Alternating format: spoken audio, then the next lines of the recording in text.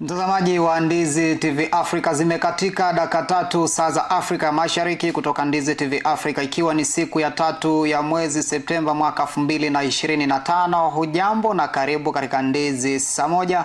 Mimi ni Peter Mwita. Karibu tukupashe tulokandalia, ikiwa ni kwamba shule ama wanafunzi wameanza rasmi mtihani wa kitaifa wa kidato cha 4 na zungumzia KCPE hii leo. Tukupashe pamoja na kuapishwa kwa Samia Suluhu kama rais wa Jamhuri ya Muungano wa Tanzania.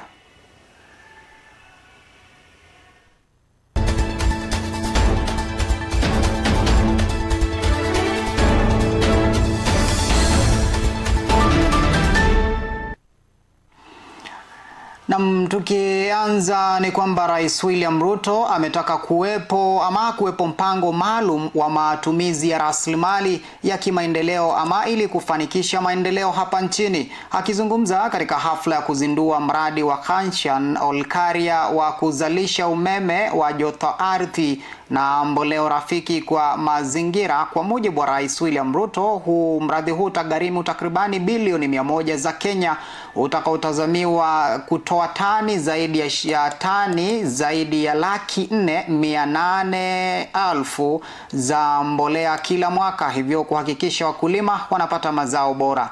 Waomba wabunge kuunga mkono mswada na unuia kuupendekeza katika mfumo wa miundombinu wa fedha utakaosaidia katika ujenzi wa barabara. Rais amesema iwapo Kenya itajikita katika sekta basi ya kama katika sera, basi itafikia mataifa yaliyokuwa kimaendeleo.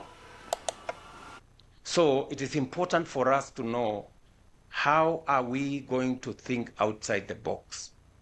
We need to be strategic, we need to be innovative, and we need to be agile in how we leverage the resources that we have. And that is why I am determined that our country has tremendous potential, and we've always talked about it, but we haven't actualized because there has not been enough strategic thinking, enough creative and innovative investments to be able to unlock the great potential that the country is. And that is why I insist that Kenya is a third world country by mistake. And we owe it to the people of Kenya to get Kenya to the right place. Kenya is supposed to be among the first world countries. And we can do it in our lifetime if we are strategic, if we are innovative, and if we can think outside the box. And therefore, I am very confident that this investment energizes our resolve of transforming Kenya to that great nation that it should be. At the same time, I will be, and I'm happy that the members of parliament are here. When you go back to parliament, you will find on your desk a proposal from me on sovereign wealth fund and national infrastructure fund, because that is how we are going to move Kenya from. Na tukiachana na taarifa hizo za rais akiwa katika kaunti ya Nakuru, tuangazie taarifa nyingine inayofungamana na masuala ya mitihani ya KCSE ambayo imeanza hii leo. Ni kwamba wakati mtihani wa kitaifa wa KCSE imeanza kote nchini hii leo, eneo tete la mipaka Gwitembe katika kaunti ya Migori, wanafunzi wa eneo hilo la Gwitembe wamepata afueni baada ya naibu gavana wa kaunti ya Migori Joseph Mahiri Ngimuta kuongoza zoezi la kugawa chakula kwa wanafunzi wa shule zilizo katika mazingira yaliyoathirika na mapigano kati ya jamii za Kipsigis na Wakuria zilizo katika mipaka ya Narok na Migori. Mwanahabari wetu Lennox Odede ana habari hiyo. Kadri mtihani ya kitaifa ya KCSE ikiendelea kote nchini, naibu gavana wa kaunti ya Migori Mahiri Gimunta ameongoza zoezi la kugawa chakula katika shule 7 zilizoko kando ya mipaka hatarishi ya Gwitembe, eneo ambalo limekuwa likikumbwa na migogoro ya mara kwa mara kati ya jamii ya Kipsigis na Kuria. Akizungumza katika moja ya shule hizo wakati wa zoezi hilo, naibu gavana Gimunta amesema kuwa mgao huo wa chakula utasaidia kwa kiasi kikubwa kuhakikisha kuwa wanafunzi wanabaki shuleni kipindi chote cha mtihani. Hili eneo letu kumekuwa na mchafuko nyingi, hasa kwa mwezi 2 ambao zimepita. Kumekuwa na vita kati ya hizi koo zetu 2 na pia na kwa mpaka kati ya Wakuria wa hili eneo na wa Kipsigis wa Transmara. Ambao ziko kwa mipaka ni shule ambazo ni 7 ambao zimekuwa affected, hasa ni huku kati ya hii uhasama na wizi wa ng'ombe. Nimetarget shule 7 ambayo nawapelekea chakula ambayo najua itatosha ya kuwapeleka wakati huo wanapofanya mitihani zao ya kidato cha 4. Aidha, ameongeza kuwa serikali ya kaunti ya Migori imeweka mikakati ya kutosha ya usalama ili kuhakikisha kuwa wanafunzi wanaofanya mitihani wao wako salama. Naweza kutembea na security team kuhakikishia wanafunzi wetu kwamba kutakuwa na security ya kutosha na chakula ya kutosha, hasa wakati ambao wanafanya mitihani.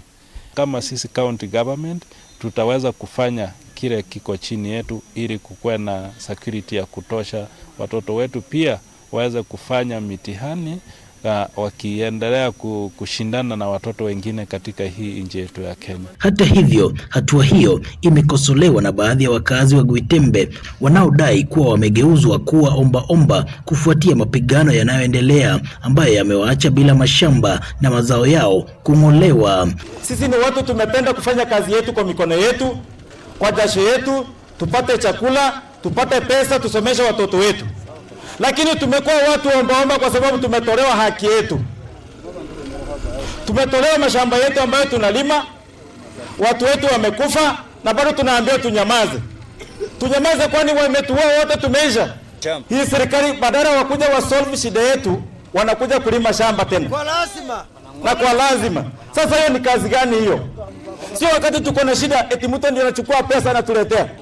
Watu wana mazingira magumu saa hizi, wakaaja huko wanategemea kilimo na hakuna kipato chochote wanategemea. Saa hizi serikali kuu ndio imekuja imechukua mashamba, saa hizi wameng'oa kahawa na chakula cha wananchi ya watu wa Antimaru. Wakazi hao sasa wanaitaka serikali ya kaunti ya Migori kuweka suluhisho la kudumu kwa mzozo huo badala ya kutegemea mgao wa chakula ili waweze kurejelea maisha yao ya kawaida. Ndio wakuja wanunue mchele ama walete maji. Wameshindwa kusuruhisha. Gavana wa hii jimbo la Migori County tangia viti ianze, tangia ingia uongozini, acha ikanyaga Gwitembe kusikia kilio cha wananchi wake. Yeye atoke kama gavana wetu, awakilisha mambo yetu kwa president. Sisi tumewakilisha kwa bunge mpaka kwa National Assembly, tumesema tuko na shida. Yeye pia anafaa atoke kama gavana, tumuone anaongea na Ruto shida yetu ya hapa Gwitembe. Nikiripotia Ndizi TV Africa kutoka kaunti ya Migori, mimi ni Lennox Odede.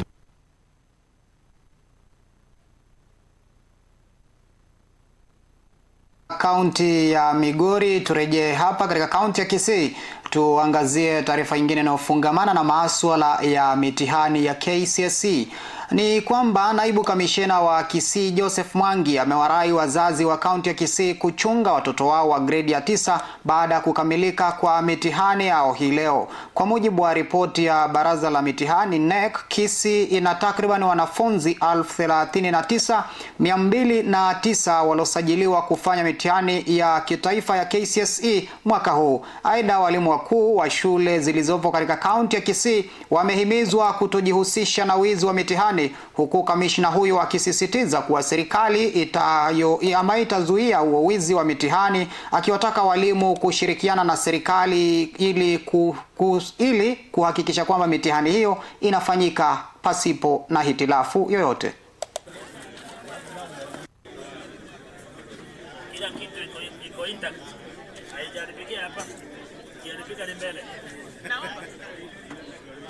Of course, we have finished with the KJSEA. This is their last day. So, but not basically that they have started today, KCSE. We had the exam last week, but today is the main theory papers that have started. We have a total number of candidates, 4,600, with 44 schools. We are urging them to be very careful. We want to retain very high level of integrity for this exam. We don't want to get closed. We don't want them switching off CCTV. We will be monitoring. Myself and my director here, we will be going round and we will be checking what is happening. We are really discouraging any fishy thing to happen in the school. The officer will be going loud, ensuring that there is security within the compound. The other one will be securing the exam materials and also the phones. The phones will be locked somewhere and the police officer will be guarding them as he guards the exam. We are headed to Christmas festivals, and we know it is a long holiday. Those KJSEA students who have finished, they should remember that in January they will be in senior school, so they take care of themselves. And I'm urging parents to just develop a keen interest in what the children will be doing. This time is too long, and there are so many things that might happen in between, and especially on a drug consumption, that is smoking of bangi, consumption of illicit brews.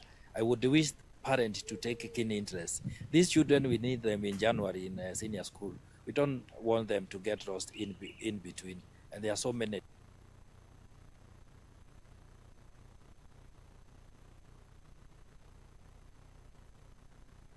Kaunti ya Kisii tuelekee kaunti ya Nyamira, tuangazie taarifa nyingine inayofungamana na masuala ya uchaguzi wa uchaguzi mdogo ujao mwezi huu Septemba tarehe 27.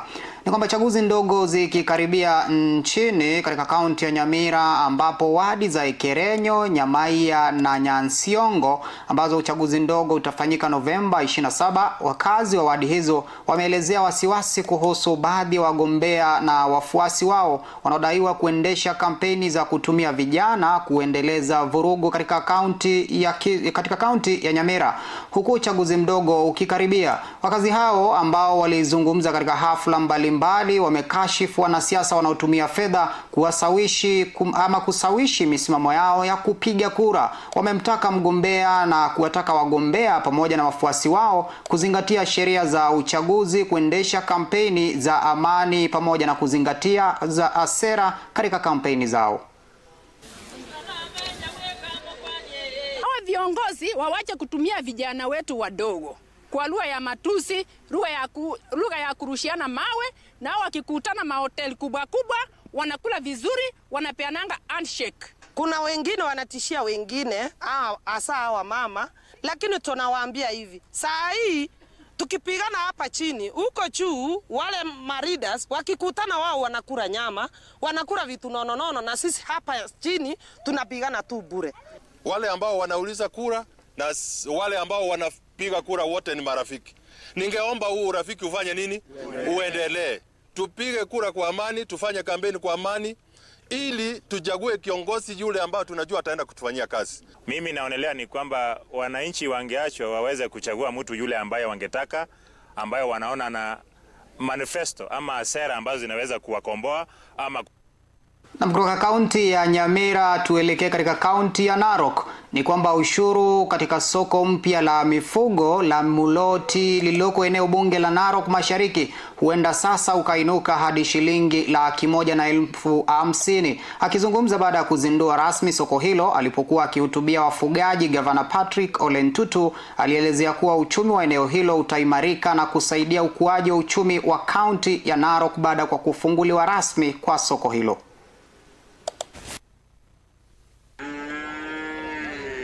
Hii sheria inatusaidia sana kama county government. Hapa kila wakati tunauza ng'ombe zaidi ya 1,500 mpaka 2,000. Mbuzi na kondoo ni karibu 1,000. Ukiangalia ile pesa ambayo county government watapata sasa itakuwa ni zaidi ya shilingi 1,150 kwa siku, na hiyo pesa ndio unaona tuna reinvest kuhakikisha kwamba wananchi wetu wanakaa vizuri. Kutoka Narok tuangazie taarifa nyingine na ufungamana na masuala ya ukuzaji ama masuala ya kunufaisha vijana pamoja na kuwawezesha kutoka kaunti ya Busia. Ni kwamba vijana watakaonufaika na fedha za mpango wa Nyota wameombwa kuzitumia kikamilifu katika kujiendeleza kimaisha.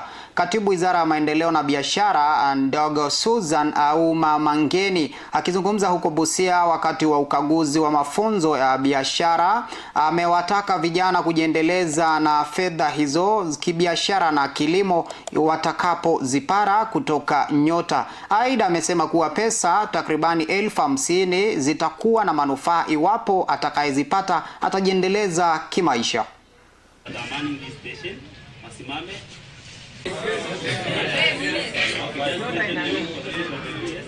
So ni kuhatadarisha tu, mambo sijui ya betting, mambo sijui ya kulipania mafea, mambo sijui ya kufanya nini au achane nao. Hii ni pesa ambayo itawasaidia kujianzishia biashara, na hiyo pesa, hiyo 50,000, that could be the launch pad into the pipeline where they can access future funding hata mamilioni ya. Busia turejee tena hapa mkoa wa Nyanza katika kaunti ya Nyamira. Tuangazie taarifa nyingine inayofungamana na masuala ya mitihani ya kitaifa KCSE. Ni kwamba kaunti ya Nyamira ina takribani vituo 195 ambavyo mitihani ya kitaifa imekamilika hii leo. Vituo hivi vikiwa na watahiniwa 21,611, watahiniwa wa kike wakiwa wengi kuliko wa kiume. Awali kabla mitihani kung'oa nanga, kamishna mkuu wa Nyamira Erastus Mbui aliwaomba wasimamizi wa mitihani kuwa makini ili kuhakikisha mitihani hiyo inakamilika vizuri. Akizungumza baada ya ufunguzi wa vyombo vinavyohifadhi mitihani, aliomba wanafunzi kutojihusisha na wizi wa mitihani.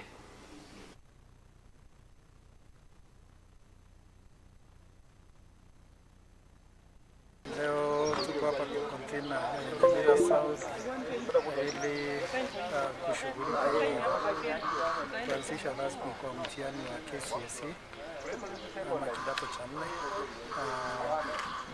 Tukapigana, tulikuwa hapa tukianzisha KPSEA ambapo KPSEA tulimaliza Ijumaa na leo tuko kwa mkondo wa mwisho wa KPSEA ambapo pia tunaanza kikamilifu KCSE. Niseme kwanza ni kwamba zile za kwanza KPSEA iliisha vizuri na hadi kufikia sasa KPSEA inaendelea vizuri, hatujapata changamoto yoyote, na leo ndio tumeanza kikamilifu mambo ya kidato cha 4 ambapo leo ndio wanaanza zile yale masomo ama mitihani ya masomo ambayo kwa wingi yanachukuliwa na shule zote. Niseme tu ni shule zote zinafanya mitihani kwa siku ya leo. Kwa ufupi ni kwamba tuko na candidates 21,611 wakiwemo wasichana 10,832 na pia wale vijana wa kiume ni 10,779. Vituo ni 195 ikiwemo 4 vya kibinafsi na 191 ambavyo ni vya umma. Katika kila kituo tuko na askari wawili ambao wanachunga hiyo mitihani, na hivyo ni kwamba tuko na askari kama 290 ambao wamewekwa kwa hizi vituo kwa minajili ya kuchunga hii mitihani. Lakini jukumu kuu liko kwa wale wasimamizi wa vituo vya mitihani pamoja na wale wasimamizi wa mitihani wenyewe wanaojulikana kama invigilators na supervisors, ambao wanahakikisha kwamba mitihani inapeanwa kwa njia ambayo inafaa na kwa mwelekeo ambao umetolewa na serikali. Ni mwito tu tumetoa kwa wale ambao wanahusika na mitihani ya kwamba wahakikishe kwamba hakuna jambo lolote ambalo si la kisheria litafanyika katika vituo hizi, ili kuhakikisha kwamba mitihani inafanyika kwa njia ya uadilifu na matokeo pia yatakuwa matokeo ambayo ni ya kuaminika na ambayo kila mtahiniwa anapata kwa haki zile alama ambazo anastahili kupata. Matukio hayawezi kosa. Kuna zile tunaita kufanya mitihani katika mazingira magumu. Kunao wamefanya wakiwa katika vituo vya hospitali, labda hiyo Bwana Cindy anaweza kuzungumzia the numbers, lakini kuna moja ilikuwa imefanyika kwa Sironga Girls ambapo wasichana wawili walikuwa wanatoweka, lakini hatimaye wamepatikana, wameregeshwa na wanaendelea na mitihani yao kama kawaida. Na tuelekee jijini Nairobi kutoka kaunti ya Nyamira. Tutamatishe na habari hii inayofungamana na masuala ya kisiasa. Ni kwamba chama cha DCP kimeonekana kusalimu amri na kuridhia shinikizo la vyama vya muungano wa upinzani kumwondoa wagombea wake kwa baadhi ya maeneo bunge kama Malava na Magarini ili kutoa nafasi ya mwaniaji mmoja wa muungano wa upinzani atakayemenyana na mgombea wa UDA katika chaguzi ndogo zijazo Septemba 27. Wakizungumza huko Nairobi, kinara wa DCP Rigathi Gachagua ametaja kuwa uchaguzi mdogo wa Septemba 27 utatumiwa kutathmini siasa za mwaka 2027, akisisitiza kuwa Wakenya ndio wapinzani wa Rais Ruto na wala sio wao ambao ni viongozi wa upinzani. Naye kinara wa Wiper Kalonzo Musyoka akitaja kuwa muungano wa upinzani utatembelea familia ya hayati Raila Odinga Alhamisi wiki hii ili kuifariji, kwani kulingana na Kalonzo hafla ya maziko ya Odinga iliharakishwa kutokana na tamanio la Odinga kutaka azikwe chini ya saa 72. For agreeing that we put our candidates together because their combined vote is a sure winner in Magarini. We in DCP have been overwhelmed by that very gracious action. Again, we thank Wiper Party for the gracious decision in Narok Township to cede ground to DCP. And it is in the same spirit that DCP has ceded ground in Malava, in Mbeere North. We want to inform the people of Kenya that the formula getting a single presidential candidate to face William Ruto is on course. And for those who have been in doubt, what is happening in these by-elections is a dress rehearsal of the formula and the mechanism to get a single presidential candidate to face William Ruto. And we want to assure the people of Kenya, come rain or shine, we are determined, as we have been told by the people of Kenya, that they want one single presidential candidate to face William Ruto. I have heard William Ruto bragging that with the demise of Raila Odinga, he has no opponent. I'd like just to inform him that we are not his opponents. His opponents are the people of Kenya. And the people of Kenya have gone nowhere. We are just doing what the people of Kenya want. We have sufficient, clear instructions from the people of Kenya to agree on one single presidential candidate to face William Ruto and liberate our country, restore the dignity of the payslip, restore the Kenyan nation, bring an end to the era of bribery and corruption, mismanagement of public resources, the era of abductions and extrajudicial killings. And we want to assure the people of Kenya that we are more than determined to abide by their wish to get one single presidential candidate. It will happen, and that will be the candidate of the people of Kenya. Kutaja tu kwamba on Thursday,